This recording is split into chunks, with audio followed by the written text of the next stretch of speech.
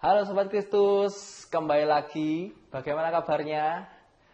Nah, kembali lagi di YouTube channel Paroki Kristus Raja Solo Baru. Oke, pada series podcast kita kali ini ada sesuatu yang baru nih. Biasanya yang membawakan host dari series ini biasanya kan cantik-cantikan ya, Sobat Kristus. Ini sepertinya baru kali ini ya, yang membawakan podcast series ini ganteng yang membawakan. Mungkin alangkah baiknya saya memperkenalkan diri dulu.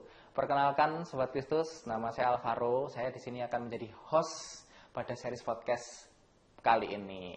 Oke, Sobat Kristus, kali ini kita kedatangan Romo yang pernah menjadi Romo Paroki dari Paroki Kristus Raja Solo Baru, yang dulu pernah memperjuangkan dari sebelum menjadi paroki, selama kuasi sampai akhirnya menjadi paroki. Oleh karena itu, please welcome, selamat datang Romo Beni. Ya, terima kasih.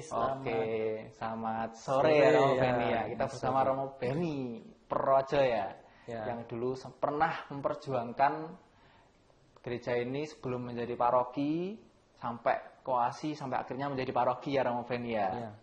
Oke. Bagaimana kabarnya hari ini Romo Beni? Ya, baik-baik. Cukup capek karena ternyata perjalanan ini jarak tempuh sebenarnya nggak jauh banget ya, 82 km dari paroki saya berkarya sekarang. Tetapi waktu tempuhnya ini yang lama, 2,5 jam lebih. Ya. Tadi macet kah Romo perjalanan ke sini? Ya, nggak terlalu macet sih, tapi nggak bisa menyalip-nyalip ini. Bahkan saya sudah beberapa kali mengambil dari posisi kiri, tetap saja waktu tempuhnya 2 jam lebih. Iya, fun fact tadi beliau kesini mobilan sendiri, nyetir sendiri, jadi seperti itu. Dari Semarang ya, namanya? Bukan, dari Klepu. Oh, dari Klepu. Yogyakarta Barat. Yogyakarta Barat nyetir sendiri. Oke. Mungkin seperti biasa di awal alangkah baiknya mungkin Romo Beni memperkenalkan diri kembali kepada sobat-sobat Kristus, biodata dari Romo Beni. Silahkan Romo. Ya, nama lengkap saya Bonifasius Beni Bambang Sumintarto PR. Ya. Biasanya orang memanggil saya Beni gitu, teman-teman juga demikian. Sejak dulu seperti itu. Saya berkarya di sini tahun 2015 awal Januari sampai 2019 menjelang akhir. Jadi 4 tahun 8 bulan kira-kira seperti itu. Nah, waktu itu di sini belum menjadi paroki, waktu itu masih stasi ya. Stasi, dan saya diminta oleh Bapak Uskup untuk mempersiapkan tempat ini menjadi paroki. Saya tabisan tahun 1992, 12 Agustus 1992. Mungkin ini perkenalan awal dulu ya, supaya nanti saya tidak terlalu banyak ngomong, nggak habis-habis terlalu panjang ini. Nanti mungkin malah pertanyaan-pertanyaan yang belum ditanyakan sudah saya jawab, nanti malah kacau ya. Oke. Tidak apa-apa Romo Beni. Oh ya Romo Beni, kalau boleh tahu nih, sekarang Romo Beni bertugas berpelayanan di paroki mana sekarang Romo Beni? Saya bertugas di Paroki Petrus Paulus Klepu. Klepu itu Sleman Barat. Ya. Oke. Sleman Barat. Ya. Ini paroki di desa tetapi lumayan penuh lah dalam pelayanan karena paroki itu umatnya sekitar 8.900-an ya. Dan setiap Sabtu dan Minggu, ya artinya misa Sabtu Minggu ya, itu ada 13 kali misa. kali. Nah, romonya yang romo paroki itu 2, ada 1 romo yang membantu secara tetap, yang seringkali disebut romo asisten tetap, seperti itu. Nah, sehingga kekurangan romo yang lain setiap minggu itu harus mencari romo asisten yang lain dari sekitar Yogyakarta, seperti itu. Oh, begitu. Saking banyaknya umatnya Ya, dan ya. jumlah misanya yang Ya. di paroki itu ya. Karena paroki Indo itu ada 4 kali misa Sabtu Minggu ya. Ada nama salah satu stasi namanya Pojok, itu misanya Sabtu sore, Minggu pagi, Minggu sore. Nah, masih ada lagi stasi yang lain. Sebenarnya wilayah ya, tetapi mereka menyebutnya stasi, yaitu wilayah Godean, Kleben, Daratan, Ngento-ento, Sejati, lalu Gatak. Nah, itu sehingga kan 13 misa tiap minggu itu. Baik, Romo Beni. Berarti setelah dari sini, dari paroki Kristus Raja Solo Baru, setelah jadi paroki, Iya, ya. itu sampai sekarang tuh berarti sudah berapa tahun Romo Beni sampai ke sini? Saya kan masuk sini awal 2015, yaitu tanggal 16 Januari. Jadi kira-kira hitung sendirilah, kira-kira sudah 11 tahun 11 lebih. tahunan. Ya. Waktu itu masih stasi sampai kemudian berdiri paroki, dan 2019 saya pindah ke Karangpanas di Semarang. Tuh. Karangpanas Semarang. Ya. Oke, baik. Jadi seperti itu teman-teman biodata dari beliau, Romo Beni. Oke, seperti di podcast-podcast yang sebelum-sebelumnya juga sama romo-romo yang sudah ada, sama diakon juga, kita selalu menanyakan sejarah awal nih teman-teman. Bagaimana sih perjalanan awal menjadi imam dari awal? Kenapa kok merasa terpanggil menjadi imam? Bagaimana awal ceritanya? Atau mungkin sebelum jadi sebelum ada panggilan, mungkin Romo Beni punya cita-cita lain mungkin sebelum jadi Romo. Mungkin pengen jadi apa gitu, mungkin ada cerita tidak?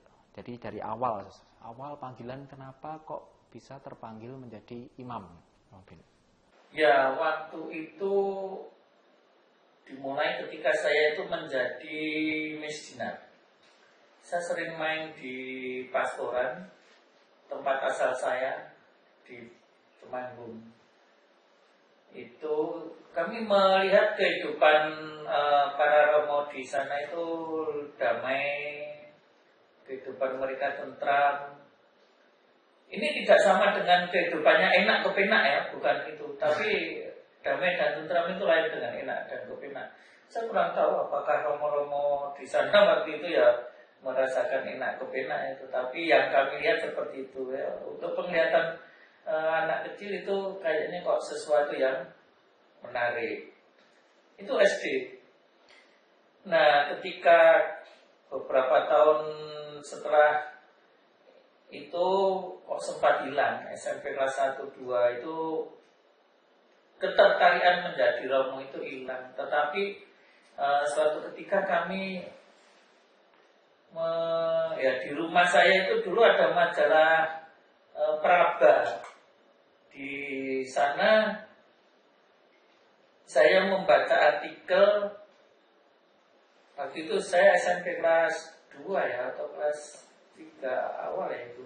Sekitar itu intinya di artikel itu imam-imam yang berasal dari luar negeri atau misionaris asing itu akan dikembalikan ke negaranya dan tidak boleh berkarya di Indonesia. Lalu saat Romo paroki waktu itu berkhotbah menyampaikan hal tersebut, nah itu juga menjadi salah satu ketertarikan. Kemudian saya ingin mendaftar ke seminari. Saya mendaftar seminari setelah lulus SMP ya. yang jelas lulus SMP sudah mendaftar, lalu setelah lulus SMP sudah masuk ke seminari di SMA, Seminari Mertoyudan Magelang. Mungkin Romo Beni ada pengalaman berkesan tidak selama di seminari, selama menjadi berpendidikan di seminari di Mertoyudan atau mungkin di seminari tinggi juga, apakah ada pengalaman menarik? Ya, pengalaman di seminari menengah itu ya karena masih kanak-kanak ya, tadi kami ini tidak terlalu berpikir apakah nanti kami mau jadi romo yang seperti apa, itu enggak pernah ada pikiran itu. Yang kami pikirkan hanya satu, yang namanya jadi romo itu ya romo paroki, titik. Makanya kemudian saya masuk ke imam diosesan alias Romo Projo, karena pada waktu itu hampir semua Romo Projo itu berkarya di paroki, sedangkan tarekat-tarekat yang lain itu ada yang di bidang pendidikan. Itu di seminari tinggi ya semua kami jalani saja. Sebenarnya waktu seminari menengah itu angkatan kami cukup banyak ya. Masuk itu yang sudah masuk ya, diterima dan masuk itu 106. Ya, tetapi 1 tahun pertama itu rontok 18, terus berkurang. Kira-kira yang ditabiskan ya di tahun keempat atau setelah tahun ketiga itu ketambahan teman-teman yang berasal dari kelas persiapan atas atau KPA itu 18. Dan semua yang tertahbis itu 29 atau berapa ya, sekitar itu, atau 30. Banyak sekali yang terseleksi ya. Ya sebenarnya begini, masuk seminari itu memang sebagai niat ya, harus jadi romo. Itu harus, jangan mengatakan oh enggak apa-apa, masuk seminari enggak berniat jadi romo, oh enggak bisa. Tetapi kalau misalnya nanti faktanya itu di perjalanan tidak menjadi romo, nah itu yang disebut tidak apa-apa. Jangan mengatakan niatnya itu tidak menjadi romo, tidak apa-apa, itu tidak bisa. Maka saya mengajak anak-anak muda, ayo masuk seminari.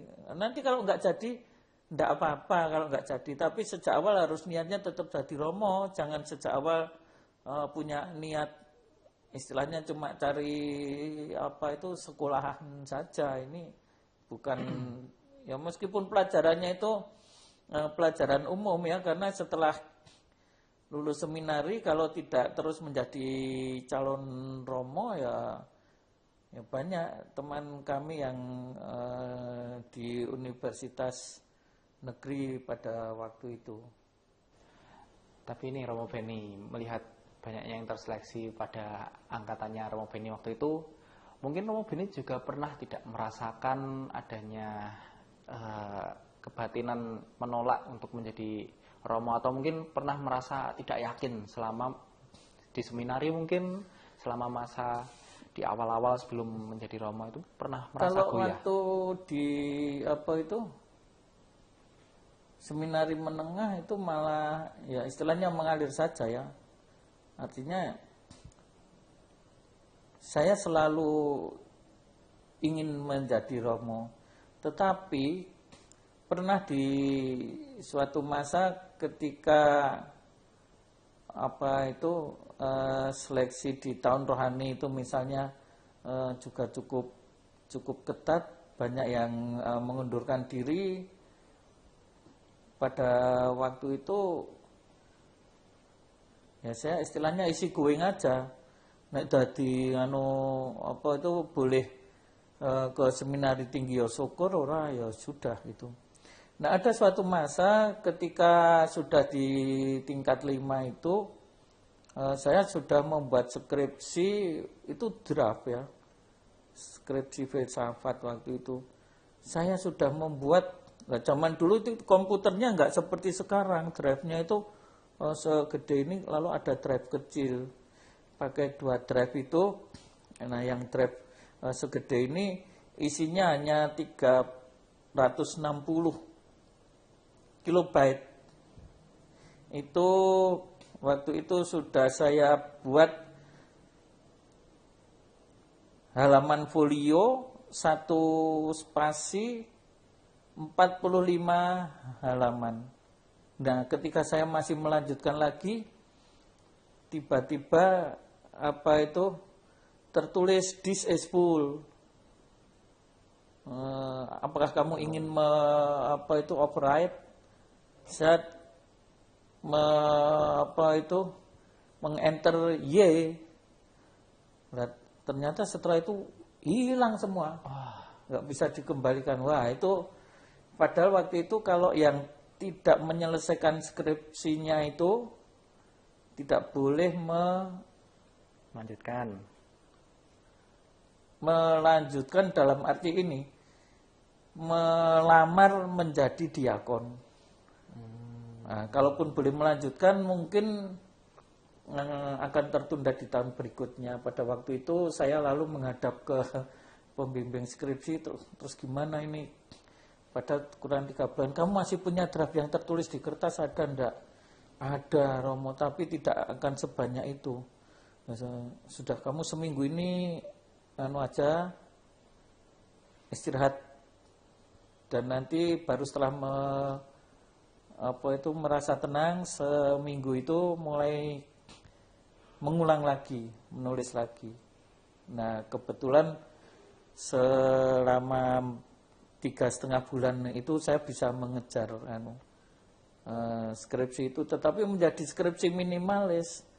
Tadinya saya sudah memperkirakan itu hampir 200 halaman, barangkali kalau dijadikan 2 spasi ya, 2 spasi dan draft quarto dengan kertas quarto, tapi ya karena satu dan lain hal waktu itu hanya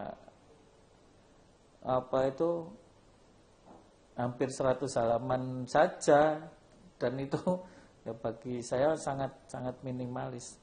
Tapi paling enggak kan hanya demi meloloskan saya. Waktu itu saya sempat ditanya Romo Rektor, kalau kamu ternyata enggak bisa melanjutkan menyelesaikan skripsi gimana? Ya sudah, maksudnya yang sudah itu apa? Ya, kalau saya harus mengundurkan diri, ya mundur saja, saya bilang gitu. Tetapi Romo Rektor kaget, apa kamu sudah punya gambaran ingin bekerja di tempat lain? Ya belum, karena saya memang awalnya tidak berniat itu. Tetapi karena hal ini saya harus menjalani hal tersebut,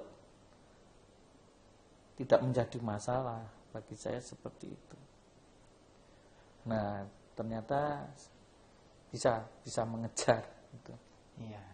Itu berarti itu kan diberikan waktu selama 1 minggu ya sama Romo Rektor untuk enggak, 1 minggu itu hanya untuk istirahat. Iya, itu. Iya. Apa yang Romo Beni lakukan selama 1 minggu itu? Iya, saya hanya menenangkan diri, hanya ngumpulin kertas-kertas, bahan-bahan yang kemarin sudah sempat saya orang Jawa mengatakan diwel-wel di tempat sampah, untung belum saya buang di kamar ya toh. Dalam keranjang itu saya cari-cari lagi, masih ketemu hanya poin-poin nah itu saya kumpulkan lagi. Buku-buku yang sudah saya kembalikan ke perpustakaan saya pinjam lagi, saya cari poin-poinnya lagi gitu. Tapi apakah dengan kejadian hilangnya skripsi yang sudah dipersiapkan oleh Romo Beni dengan baik ini, apakah menjadi mungkin kalau anak-anak Gen Z sekarang tuh banyak sering menjadikan suatu kegagalan itu untuk depresi, mengeluh berat, kayak mengeluhkan sama Tuhan, kenapa kok aku sampai kejadian seperti ini. Nah, apakah yang dirasakan Romo Beni seperti itu waktu itu?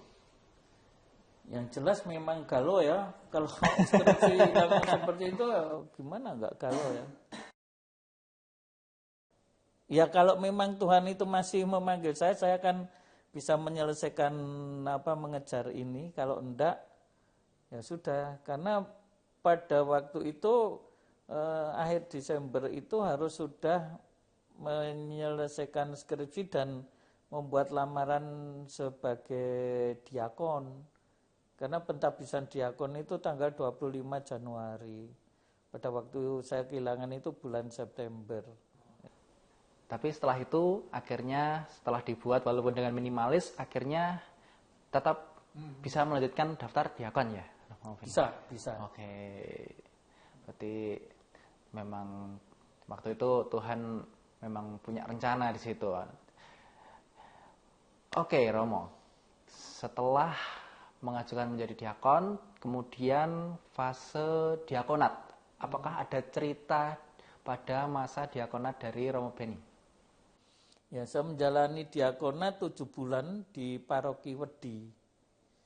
Itu pada waktu itu saya diberi kesempatan yang sangat maksimal oleh Romo parokinya. Pada waktu itu Romo Albertus Priambono, sudah almarhum sekarang.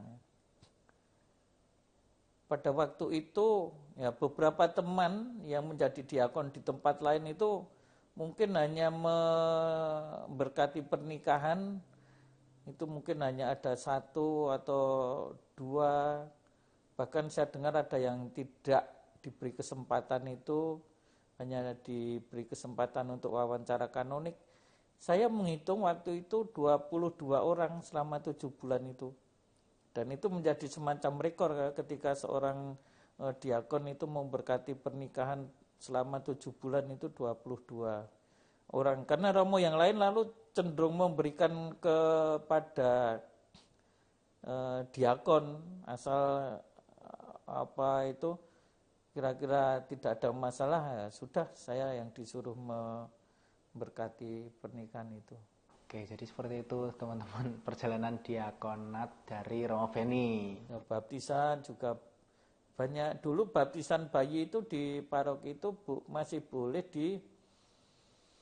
dilaksanakan di lingkungan-lingkungan, dan saat ibadat lingkungan itu kami sekalian membaptis bayi di situ.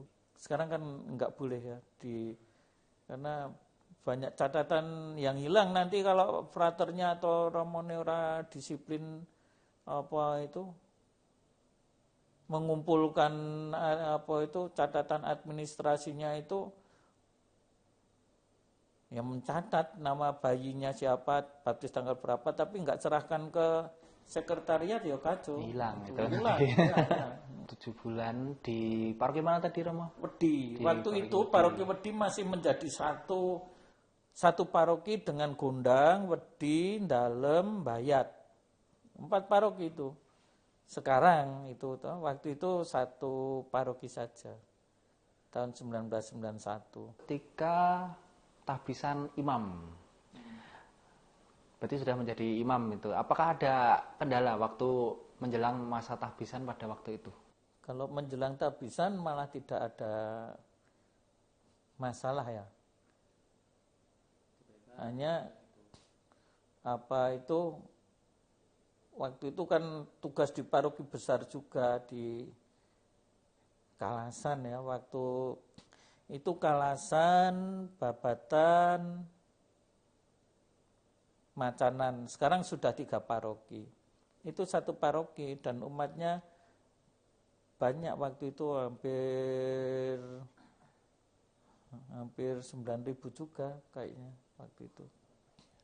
Lebih 9.000. Oke, berarti setelah ditahbiskan ini Romo Beni, bagaimana kesan Romo Beni ketika ditahbiskan menjadi imam? Apa kesan pertama deh dari Romo Beni ketika sudah menjadi ditahbiskan menjadi imam, menjadi Romo?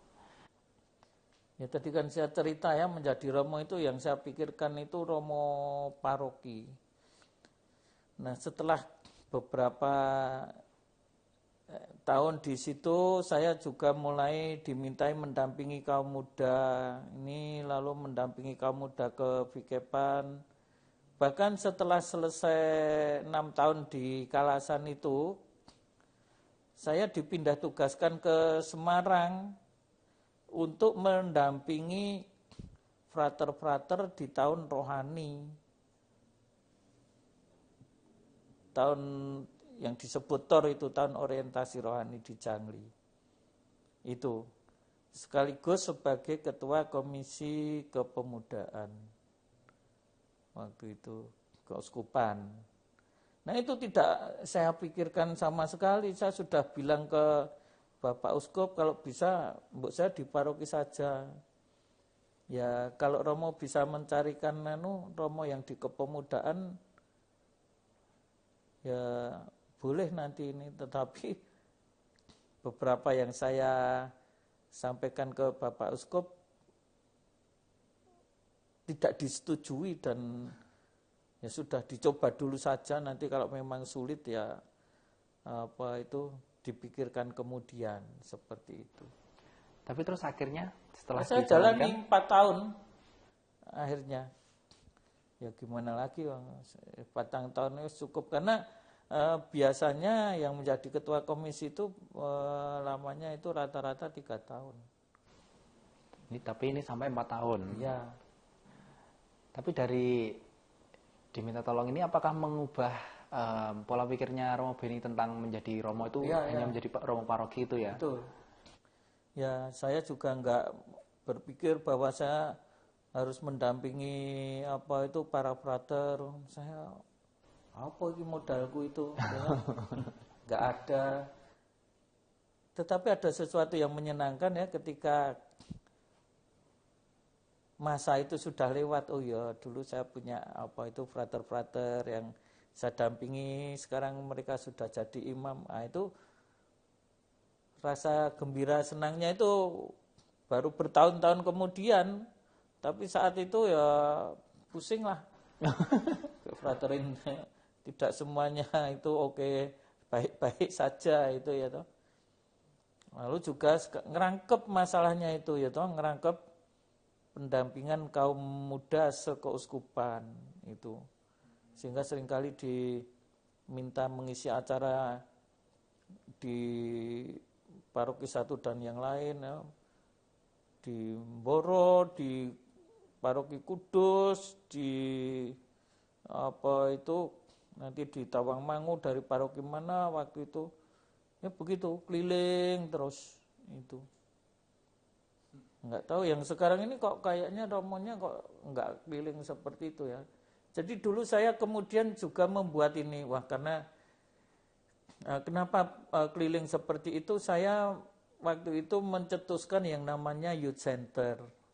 Wah ini untuk pendampingan kaum muda ini perlu sesuatu yang baru. Kalau tidak dibuat seperti itu, akhirnya dengan youth center itu saya mengajak teman-teman untuk membuat semacam modul-modul untuk pendampingan. Misalnya modul untuk pendampingan kaderisasi dasar, kaderisasi tingkat lanjut, dan kaderisasi untuk para pendampingnya. Kami punya modul-modulnya waktu itu ya, untuk disebarkan di keuskupan, dan pendampingan tidak harus di tempat retret misalnya seperti di Wisma Salam ya pada waktu itu. Tapi kami juga mendatangi dengan tim itu ke berbagai paroki atau kepikepan itu. Nah, kemudian untuk youth center itu sampai sekarang? Nah, sekarang masih ada namanya youth center ya, tetapi konsepnya itu sudah berbeda ya. Karena ya memang mungkin harus mengikuti perkembangan zaman atau seperti apa ya. Waktu saya kan berarti sudah 30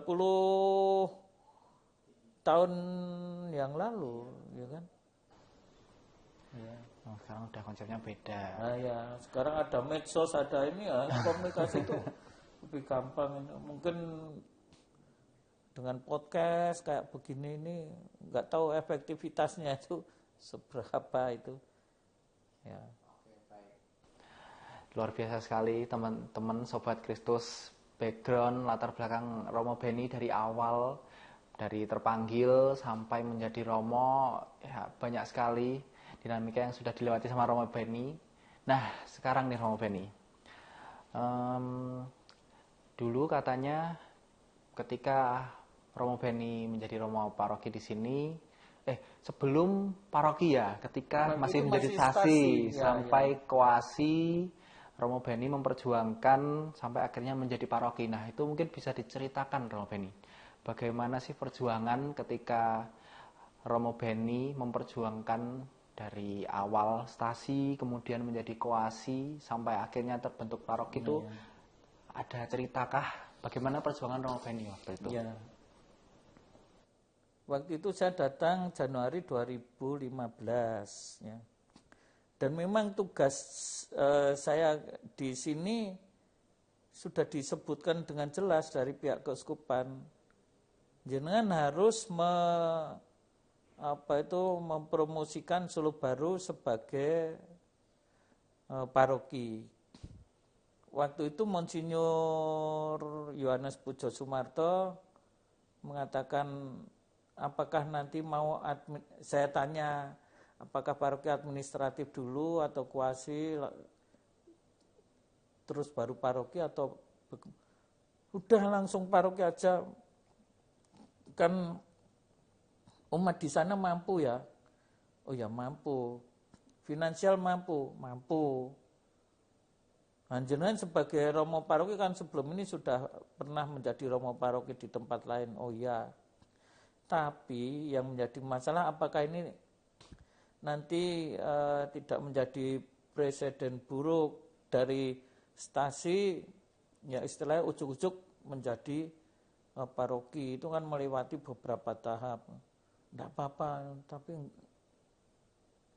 menurut saya kok kurang oke. Lalu ya gimana kalau menurut Romo? Akhirnya setelah saya 3-4 bulan di sini, ya kurang dari 3 bulan kayaknya malah, itu kami mengajukan supaya paroki ini menjadi stasi ini menjadi paroki dan disetujui menjadi kuasi paroki.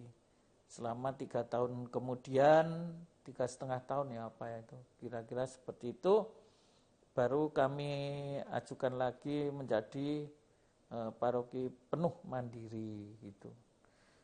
Nah, yang menurut saya itu cukup berkesan di Solo Baru itu, meskipun waktu itu kami hanya stasi atau bahkan kuasi paroki yang masih baru, belum paroki penuh, tetapi umat di sini ini banyak membantu paroki-paroki lain dengan diadakannya penggalangan dana di paroki ini, di kuasi paroki ini. Ini kan sebenarnya ya nggak biasa gitu ya. Masih belum paroki tapi penggalangan dana kok nang stasi itu kayak gitu. Tapi nyatanya bisa jalan itu. Dan kami lihat memang ini kemampuan pelayan-pelayan untuk bidang-bidang itu kiranya semuanya cukup mampu. Hal yang menarik lainnya ketika kami datang itu, dulu misa harian belum tiap hari, itu seminggu baru 3 kali itu. Nah, ketika ini sudah menjadi kuasi paroki itu, juga ini ya, misa minggunya itu baru 2 kali, sekali hari Minggu di Solo Baru dan 1 kali di Mancasan. Nah, sejak saat sudah menjadi kuasi paroki, kami menambah Sabtu sore Minggu sore di Solo Baru juga diadakan misa. Dan dengan cara itu orang-orang daerah sekitar sini yang mempunyai kebiasaan misa ke Purbayan dan Purwosari, sebagian tanda kutip itu kembali ke paroki di sini. Nah, kemudian setelah dari kuasi paroki menjadi paroki penuh, kami mengadakan jadwal misa itu seminggu 3 kali. dan itu sudah mulai mengembalikan umat di sini. Jumlah umat diperkirakan waktu itu sekitar 3.200 sekian ya. Yang 600 orang itu di wilayah Mancasan. Di luar biasa ya. Romo Beni ini memperjuangkan dari awal sebelum masih menjadi stasi sampai koasi diajukan sampai akhirnya menjadi paroki full penuh ya Romo Beni. Paroki mandiri lah. Paroki mandiri. Selama itu apakah tidak ada kendala? Mungkin di tiap-tiap ada kendala mungkin selama koasi, mungkin perliturgiannya atau per bidang-bidang yang menjadi syarat-syarat untuk menjadi paroki itu apakah ada kendala dan mungkin adakah perjuangan yang Romo Beni lakukan untuk ya begini ya, kendalanya itu orang-orang itu saking semangatnya itu, tetapi ternyata setelah saya ketahui itu dan itu menjadi referen di sini, kendala itu waktu itu. Referennya apa? Sebagian besar umat tertentu, saya tidak mau nyebut di lingkungan-lingkungan mana itu, ada yang mengatakan begini, kami yang mengusahakan atau melayani untuk finansialnya, sedangkan yang lain lagi itu melayani yang bagian pelayanan langsungnya. Saya mengatakan enggak seperti itu. Di gereja Katolik enggak ada seperti itu. Hanya melayani ono sing bagian ngetokke duit, ono sing bagian ini saja melayani secara rohani atau fisik juga dalam pelayanan itu enggak begitu. Semua harus baik yang melayani rohani juga gelem cucul duit, yang baik melayani bidang-bidang yang selama ini cucul duit itu juga ayolah lebih aktif lagi secara kerohanian seperti itu. Oke Romo Beni, selama fase itu berarti Romo Beni pada pas menjadi Romo di stasi sampai koasi itu dinamikanya berdampingan sama Romo siapa aja? Saya hanya dengan satu Romo di sini, yaitu Romo Antoni Suparyono, yang kemudian full hampir 4 tahun lebih sedikit itu bersama dia sampai dia meninggal karena stroke. Ya, tetapi saat dia stroke di sini itu sudah stroke yang ketiga kalinya kok. Sebelumnya itu dia di paroki yang lain ya sudah stroke. Sebelum saya datang ketika di sini masih San Inigo itu dia juga stroke ringan. Nah, jadi itu serangan yang ketiga kalinya sampai saat saya mendampingi dia sampai wafat itu di sini. Enggak lama kemudian saya kebetulan memang sudah siap dipindahkan ya. Selama di sini hanya dengan satu Romo itu. Sama almarhum Romo Par ya. Oke, baik Romo Beni. Mungkin selama menjadi Romo di sini di Kristus Raja, adakah momen yang tidak terlupakan selama melayani di sini sampai akhirnya dipindahkan? Adakah momen yang tak terlupakan bersama umat mungkin atau mungkin bersama Mudika di sini? Ini ada sesuatu yang menarik menurut saya di sini terkait dengan Mancasan. Waktu itu umat di sana itu sudah sangat bersemangat ingin merehab gereja dan seterusnya. Nah, saya bilang kalau punya uang mungkin bisa untuk membeli tanah di sebelah itu kalau boleh, karena kami dengar tanah sebelah akan dijual. Ya, tetapi enggak tahulah waktu itu bagaimana.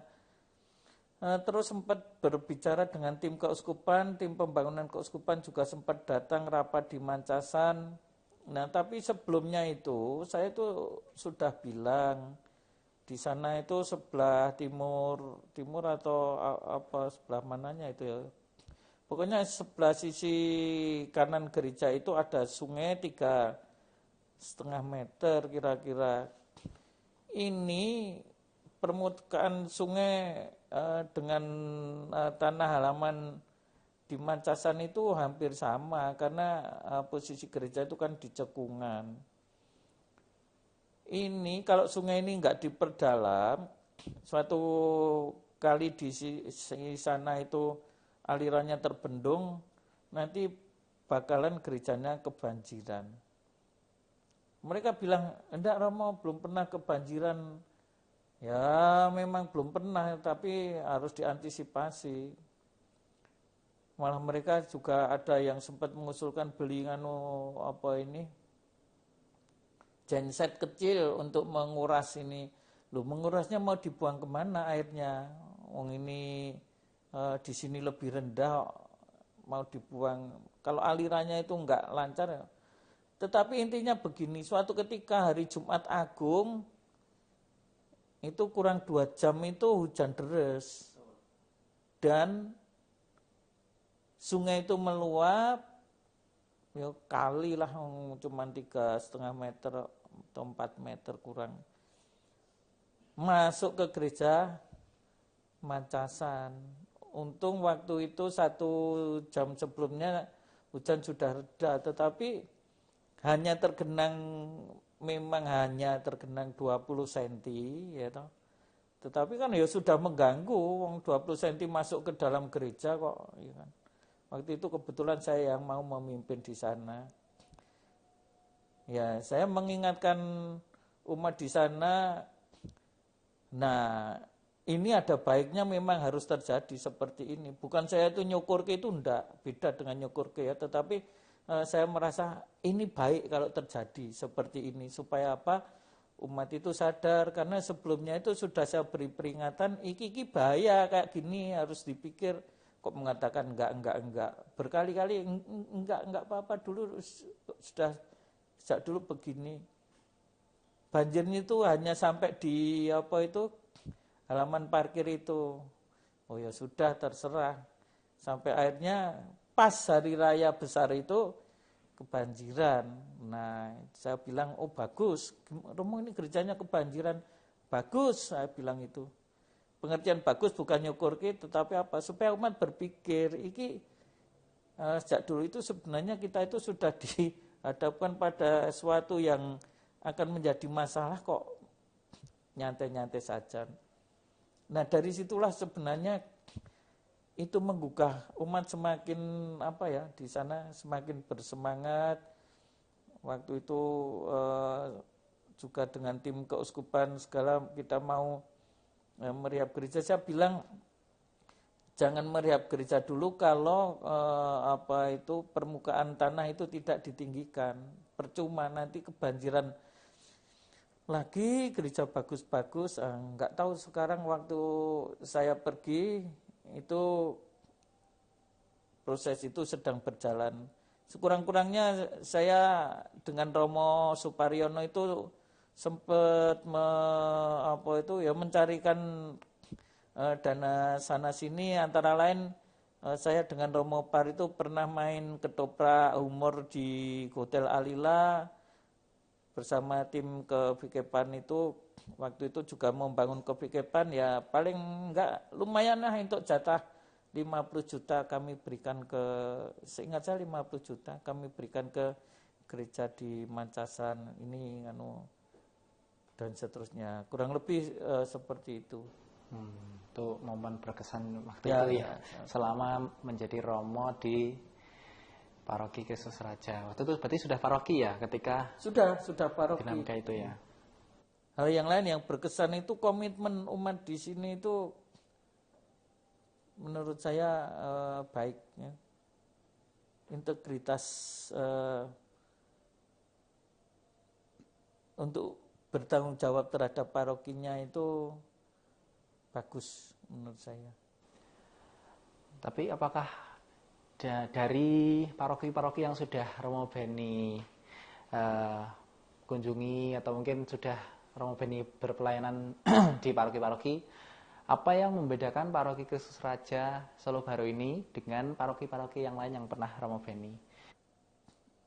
Yang membedakan ketika saya di paroki-paroki lain itu kan paroki yang sudah berdiri sekian puluh tahun, ya. Yang paling muda itu saat saya berkarya di Pringwulung itu paroki itu baru berusia 7 tahun. Yang membedakan ketika saya berkarya di sini ini kan baru stasi. Jadi saya berkarya di stasi, lalu mencoba mengembangkan menjadi paroki dan mengajak seluruh umat, nah, mau enggak tetapi kalau mau menjadi paroki ya harus punya komitmen ini, komitmen dana, komitmen macam-macam. Wah, mereka terus Romo ini perlu dipasangi AC supaya nanti umat itu mereka kenapa pergi ke paroki lain karena di sana ada AC-nya. Ayo, sini diberi AC waktu itu. Nah, ketika sini diberi AC ya saya bilang, gelem bayar apa ora iki? Karena ternyata setelah dipasangnya AC itu kan biaya listriknya tinggi. Nah, tapi ternyata ya, mereka memang punya kemampuan sih sebenarnya. Komitmen ya. Ya. Luar biasa, itu yang membedakan menurut Romo Beni antara paroki lain sama paroki sini. Memang komitmennya luar biasa ya Romo Beni. Ya. Umat-umat di sini. Ya di paroki lain itu punya komitmen karena mereka sudah membangunnya setelah bertahun-tahun ya. Saya kurang tahu sejarah sebelumnya. Wah, di Klepu ini sudah di atas 60 tahun, mungkin 70 berapa sekarang. Ya. Malah hampir 100 gitu ya. 100. Luar biasa Romo Beni, perjalanannya dari awal, dari dipanggil ketika menjadi misdinar, akhirnya terpanggil untuk menjadi Romo, selama menjadi seminaris, perjalanannya diakonat, keluh kesahnya ketika skripsinya hilang, sungguh luar biasa sekali cerita beliau dari awal sampai akhir nih. Sampai juga memperjuangkan paroki kita ini yang sebelumnya masih stasi, kemudian diperjuangkan oleh Romo Beni untuk sampai menjadi paroki sampai sekarang ini ya Romo Beni. Mungkin untuk mengakhiri nih Romo Beni, ada tidak pesan Romo Beni untuk umat-umat pemirsa, umat-umat paroki Kristus Raja Solo Baru? Ya, itu yang terutama Mancasan ini kan sedang mendukung, harus didukung untuk membuat gereja ya toh. Nah, ini tolong didukung itu Mancasan, dan umat Mancasan bersemangat terus. Sekarang saya mau novena dalam rangka membantu nanti agar umat Mancasan itu semakin bersemangat untuk